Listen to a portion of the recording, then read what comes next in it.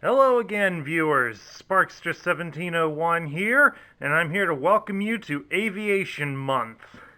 Because here in Dayton, Ohio, the region where I'm living at currently, we take a lot of pride in our heritage with aviation. The Wright brothers had their cycle shop here in Dayton, Ohio, and we do have Wright-Patterson Air Force Base, which is one of our largest employers, and home to the Aviation Museum. So, this month, while we're going to have our air show, I'm going to kick off a month of aviation-themed Transformers. And what a better way to kick it off than with one of the most famous flying Transformers out there, the Decepticon Air Commander, Starscream. Now, Starscream was available in 1984 as one of the original Transformers. He was also available in 1985 and was one of the few from the original run that was still available at retail in 1986. He would be discontinued in 1987, and while his function would not really be replaced, Starscream himself would reappear in 1989 as a Legends character, as well as a Pretender. He would also appear in 1990, lastly at the end of the line, as an Action Master. Quite a legacy for this powerful Decepticon. Now let's take a good look at Starscream here by bringing him a little bit closer to the camera. Now I know that you're seeing that his head's kind of wobbling back a bit. Well, the post here that connects into his waist to hold the cockpit section in place does wear out over time and repeated transformations, so it does tend to get loose on them. Now, if we had him up like a cone head, like the later Decepticon jets were, it stays down pretty fine. So it's basically the added weight of the nose hanging behind him that causes his head and chest to fall backwards. You'll have that same problem with Thundercracker and Skywarp, and the other three as well if you choose to have their heads displayed with the cones backward. Now, taking a good look at him, as you can see, he is a rather imposing looking character here. The only problem with this imposing design is that it also limits his articulation to the arms. His arms, stop moving your head. His arms can rotate up and down at the shoulder. They're limited in how they can move by the wings being in the way. But those do fall off very easily from wear. But the arms can't be stuck out more to the side. Basically what you're seeing there is about all you're going to get. So you can do a partial lean to the side to shoot Autobots. Or other Decepticons. Starscream was that notorious. Starscream's also famous for the fact that his mold was shared by several other Transformers. Skywarp,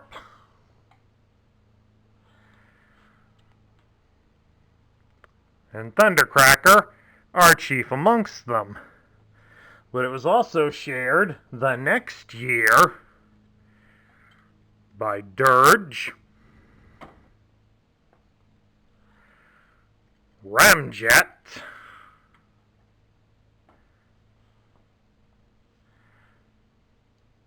and Thrust. All six of these guys share the same main body, but only Starscream, Skywarp, and Thundercracker have similar parts. All of them have the same fists, and Thrust shares the same launchers that Starscream has, but of course they're in different colors. Save for the last three guys, theirs are all black. They have all black fists, just like Thundercracker. Now, part of the importance about Starscream is his high rank within the Decepticon army. As the Air Commander, he ranks pretty high in the army. And while a true hierarchy is never really given for the Decepticons, or for the Autobots really, one could surmise it from certain things. And we all know Megatron was the leader. Looks like Starscream took him out silently here, folks. Shot him in the leg. Bad way to go. Hold on to your stuff here, Meggy. We got work to do. Stay standing. I knew you shouldn't have had that cheap energon last night. Alright. Megatron was the leader of the Decepticons and a constant target for Starscream to take down. Now, it's been stated, especially in the ads for the Cybertron series video games, Megatron's second in command is Shockwave. As Shockwave is the military operations commander and was the one in the cartoon that Megatron entrusted to watch over Cybertron in his absence. The only other person that could rank up here in the hierarchy would be the communications officer, Soundwave. But I think more Starscream would be next in line after Shockwave. And knowing Starscream, he'd see to it personally. Let's take a look now at how Starscream transforms, and this is often a subject of controversy amongst many of the collectors, due to the fact that there's very little involved in transforming him, aside from removing a considerable amount of his pieces. Like for starters, we have to remove the missile, the launchers here on the sides, and take the machine guns out. I call them machine guns because it's how they're listed in the instructions, but in reality they're null ray guns. Take the fists off of him. It's a little easier if we take his wings off and get his tail wings off. The fins here can also be removed, but we're going to leave them in for the moment. Since they don't really get in the way, they can stay on. Now, we just fold up his feet, his rear landing gear, fold up the nose cone onto his head, and bring the head unit back a bit onto his backside so that we can rotate it through the hole with the cockpit. Then just bring it up, snap it into place there. But before we get too antsy with that, we need to fold his arms back and secure them in straight before we snap his head into place. And we fold these black pieces here down to the sides so that we can remount his wings. And you want to be careful of these little holes here because they do gradually wear out over time in repeated transformations. So your wings will not always stay in. The same is very true as well for the little holes here on the tail fins when you go to mount the tail wings. They do wear out, so be expected to possibly have to replace him or keep him in one mode all the time. Now we're also, underneath here, there's a hole right down here, right just beneath his head. That's where you stick in his landing gear, the front landing gear. And we take the launchers and fit them with these missiles.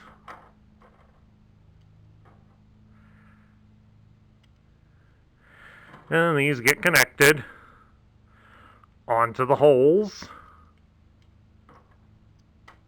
Oops. Went ahead and launched without me here.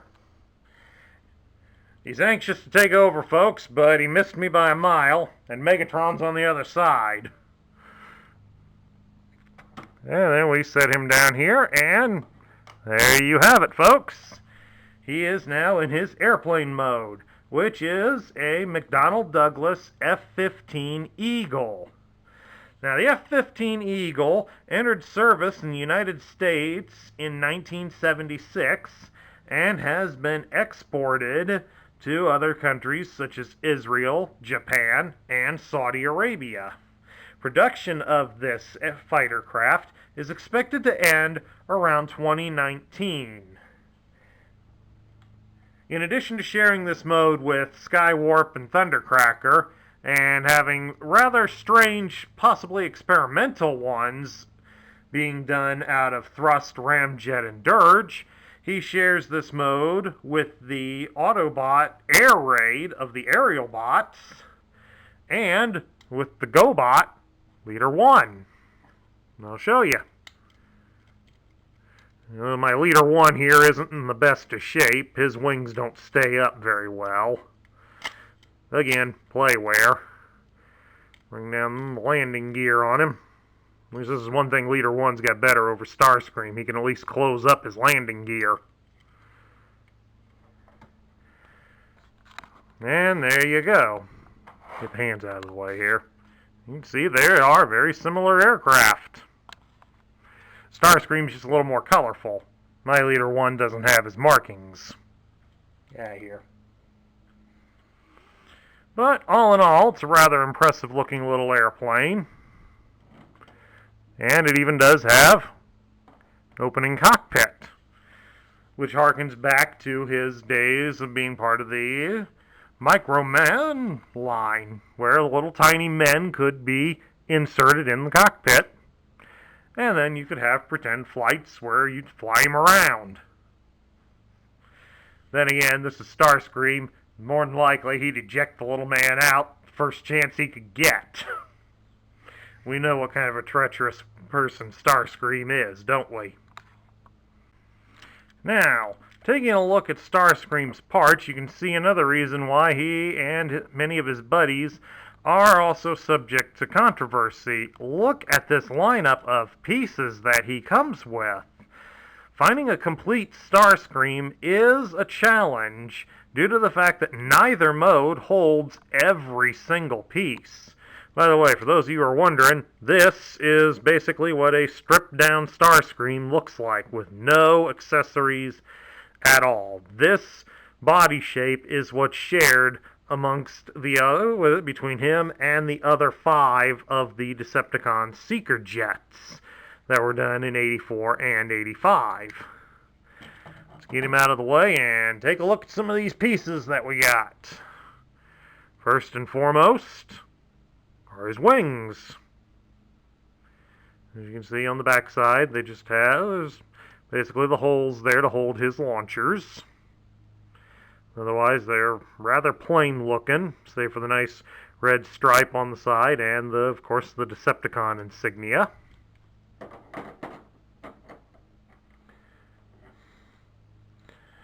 Next, we have the tail wings.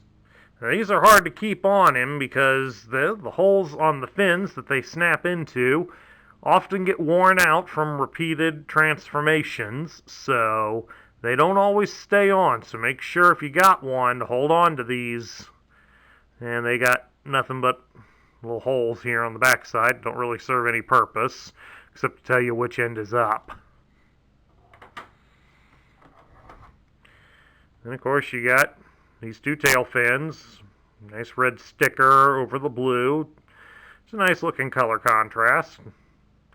On the back side is just a little post here. Get you a close-up look here at this post. As you can see, it should have a couple of little small notches here on the side of the big post. That makes for a good, snug, secure fit into this hole here on his legs.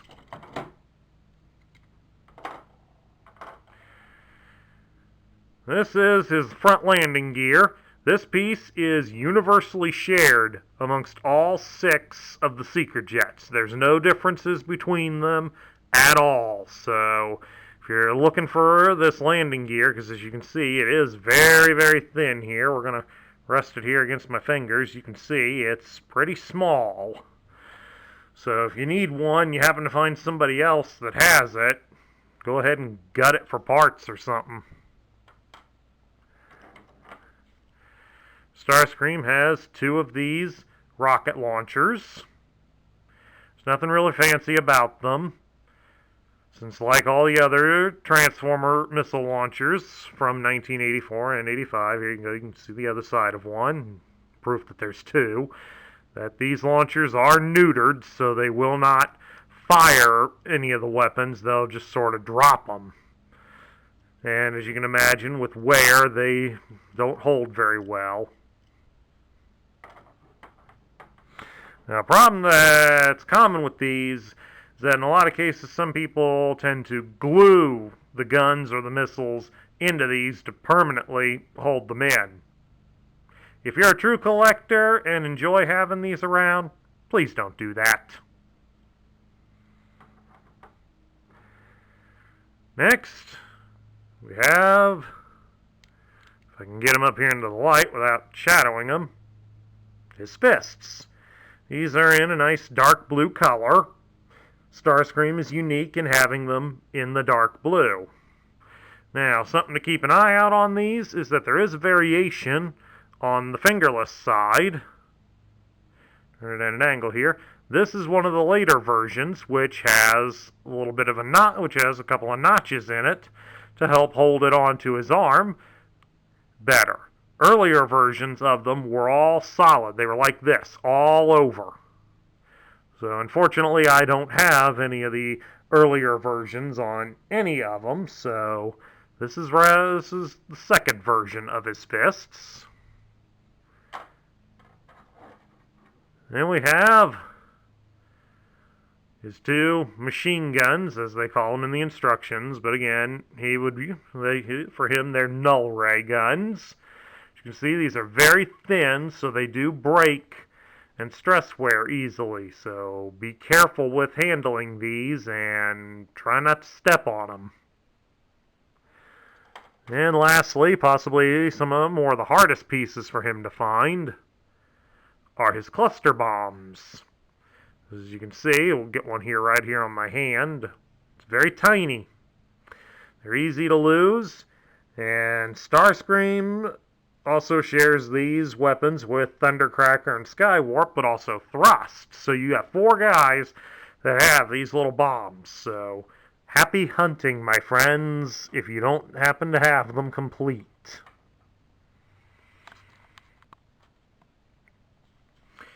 Alright, now we got Starscream all back to normal here. Let's take a quick look at his instruction manual, and this is the standard manual from 1984 where they did print it all in color.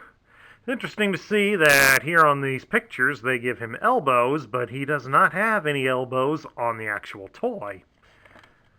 What a bummer. Alright, open it up, and here we take a look. That shows all the pieces that he had.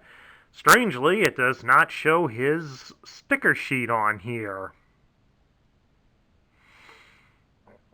And right here, it also instructs you on how to attach all the pieces to the plane body. Just telling you, when he was in his box, he obviously did not have all the pieces attached. And now you're seeing how to transform him into the notorious robot that he is.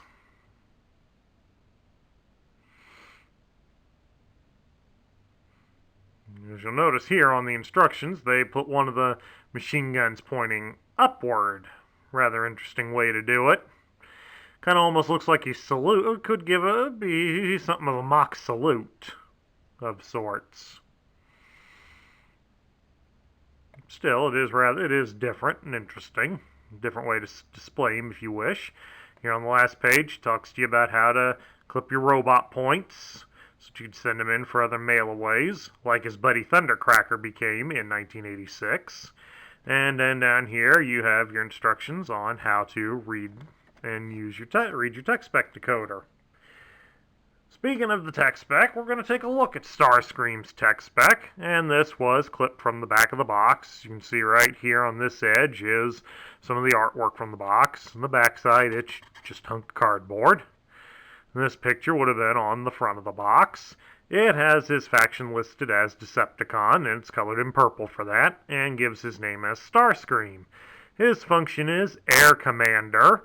And surprisingly, out of all 3 versions of Starscream, this is the one where he is an Air Commander. His function changes with every toy, and we'll get into his other functions when we review the other toys.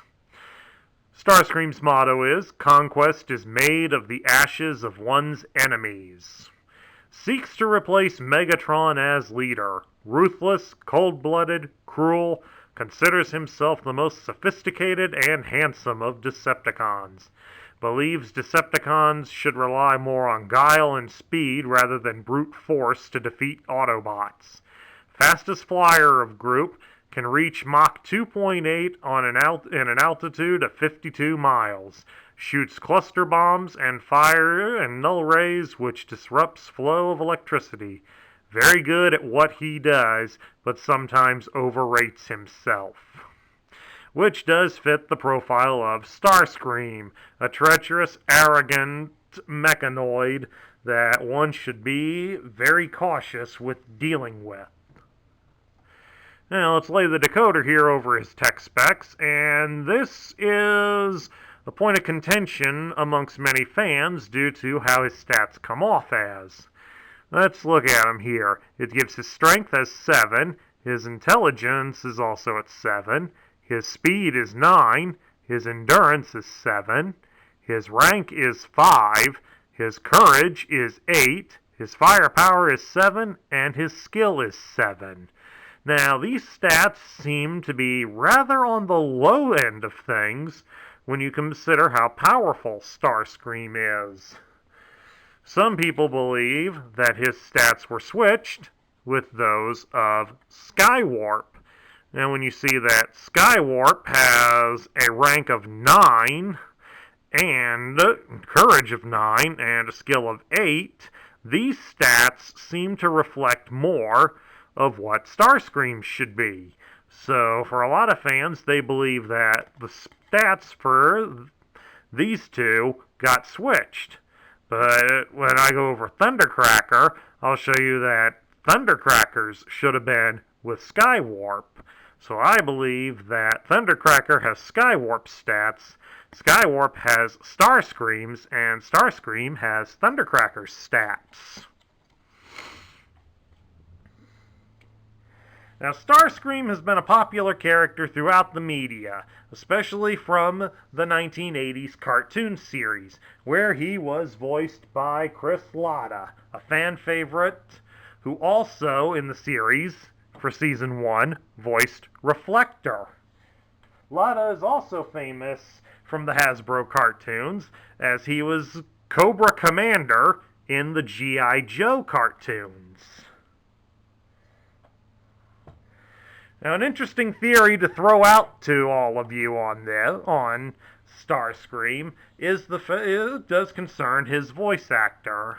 Latta apparently, according to some of the bios, such as the one given for him on the Transformers wiki, does state that while he was well loved by fellow voice actors, the production staff grew to despise the man due to, on the weekends, he would get severely intoxicated and would end up waking them up in the early hours of the morning to come bail him out of jail. Now, when you think back into 1986, the animated movie used that as an excuse to destroy a lot of the Transformer characters. Starscream, in particular, was given a rather frightening death by Galvatron. And then, several months later, when you get into the G.I. Joe animated movie, Cobra Commander was turned into a snake by the Cobra La cult. Yeah, it doesn't make any sense to me either, but this was 1986 cartoons. They didn't have to make sense. But when you look at it like that, it almost seems like the writers and the production staff were trying to find a way to get rid of him. Needless to say, since Starscream did return in Season 3 of the cartoon, briefly as a ghost who famously worked with Unicron, that idea didn't go over very well. So, now this leaves me to my final thoughts. What do I think of Starscream? Obviously, Starscream's an essential if you're going to collect Transformers. No matter which version you go for, you can go for the original version, you can go for the small Legend guy. Well, if you're going to go for the Legend guy, go full out. Go get the Pretender as well. Or, for those of you who don't mind the basic action figure, go for the Action Master and his little plane. It doesn't matter, but Starscream is essential to the Transformer lineup. He's the treacherous warrior who's always looking for an opportunity to go higher up in the ranks amongst the army. And no matter what army you're going to talk about, there's always going to be somebody who's willing to get ahead by any means necessary. Case in point, take a look at your own jobs. How many people around you possibly remind you of Starscream? Willing to get ahead by any means necessary. For those of you in top management, watch your backs. Somebody may be like Starscream right behind you. And they may be just as willing as he was in the animated movie to drop you out of a space shuttle and leave you to die, just like he did to Megatron. As far as I know of, there's nothing like Unicron that'll bring you back to get revenge.